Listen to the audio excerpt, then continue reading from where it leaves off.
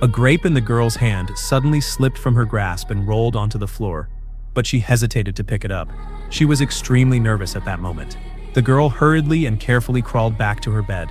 Then, while taking off her shoes, one of them accidentally fell under the bed. The girl bent down and looked under the bed. At that moment, the floor suddenly made a strange vibrating sound. Rolla quickly covered her head with the blanket. Then, she cautiously looked down at the ground again. She saw a circular hole being pushed open in the floor. A furry tentacle extended from the hole. It immediately wrapped around and took the fallen grape. Rolla nervously watched everything unfold. Soon, the monster seemed displeased by the sour taste of the grape. It spit the grape out and also broke the light bulb of the table lamp. Instantly, the room was plunged into darkness. Rolla tried to spread the blanket on the floor, hoping to use it to separate the dangerous area, but the blanket was suddenly yanked away with great force. Rolla felt a bit scared.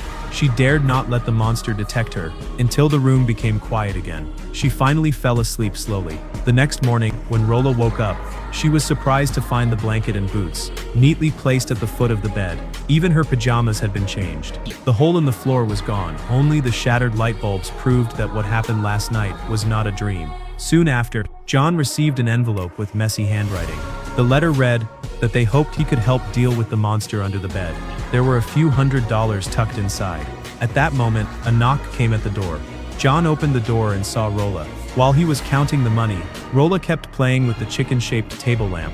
After John finished counting, he found there were over $300. Rolla explained that the money was borrowed from the church donation box. She hoped John could help her deal with the monster under the bed. John was puzzled and asked why Rolla came to him. Rolla mentioned the matter of Chinatown. This caught John by surprise, that Rolla had seen his past, and he had unconsciously fantasized about being the hero who defeated the Black Dragon. So, John followed Rolla to her home.